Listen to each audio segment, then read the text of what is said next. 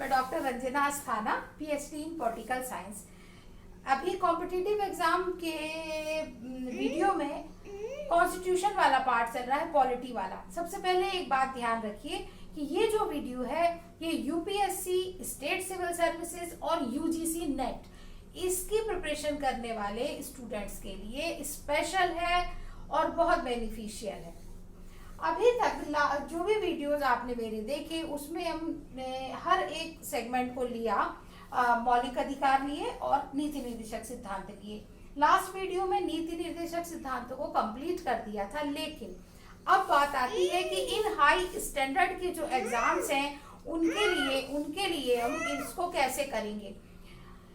Material है, पढ़ लिया है, याद कर लिया है, सब कुछ आता है, लेकिन अब देखना है कि इन एग्जाम में इसका यूज किस तरीके से होता है। शुरू में प्रस्तावना में देखा था कि हम भारत के लोग भारत को संपूर्ण प्रभुत्व संपन्न समाजवादी पंथ निरपेक्ष और लोक कल्याणकारी राज्य बनाने के लिए, तो हमारा संकल्प ही है कि हम लोक कल्याणकारी और समाजवाद के कॉन्सेप्ट को लेकर चल रहे हैं। उसको हम कैसे पूरा करेंगे वो हमें यहाँ पे देखने को मिलता। देखिएगा ध्यान से क्वेश्चंस कैसे आते हैं। आर्टिकल 39 ये कहता है कि स्त्री हो या पुरुष बिना किसी भेदभाव के जीविका के समान अवसर उपलब्ध कराना राज्य की जिम्मेदारी है। दूसरा वो ये भी कहता है कि समान कार्य के लिए समान वेतन की व्यवस्था की जाएगी। ये जो है बौद्धिक उदारवादी सिद्धांत से प्रेरित है। ठीक, अब क्वेश्चन ऐसे भी हो सकते हैं कि ये किस सिद्धांत से प्रेरित है, तो ये हो गया, और आर्टिकल पूछ लिया तो ये हो गया। कहां पर व्यवस्था हुई? नीति निर्देशक सिद्धांतों में। नीति निर्देशक सिद्धांत किस भाग में दिए गए हैं? भाग 4 में दिए गए हैं। आर्टिकल 39A, कुछ दशाओं में समान निशुल्क विधिक सहायता पाना, निशुल्क सहायता पाने का अधिकार दिया है नागरिकों को, ऐसी व्यवस्था राज्य करेगा। तो राज्य का ये दायित्व है कि कुछ परिस्थितियों में समान न्याय निशुल्क विधिक सहायता करे। ये उदार बौद्धिकवाद को शो करता है। इसी को ध्यान में रखते हुए प्रत्येक राज्य में विधिक सेवा प्राधिकरण स्थापित किए गए। ये सामान्यतः वहां होते हैं जहां पर हाई कोर्ट होते हैं। तो एक क्वेश्चन आपको यहाँ पर मिल गया कि विधिक सेवा प्राधिकरण की स्थापना किस उसको प्रावधान को ध्यान में रख के की गई, तो आप बताओगे। ये आर्टिकल पूछा 39A।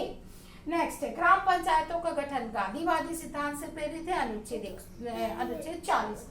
41 काम, शिक्षा और लोक सहायता पाने का अधिकार। काम, शिक्षा और लोक सहायता पाने का अधिकार ये बताता है समाज कल्याणवादी सिद्धांत को शो करता है कि समाज कल्याणवादी विचारधारा से प्रभावित होकर ये व्यवस्था की गई है। आर्टिकल 42 काम की न्यायोचित दशा, यानी ऐसी विपरीत परिस्थितियों में काम नहीं कराया जा सकता जो मानवीयता के विरुद्ध हो, जो मानवों के लिए सही नहीं हो।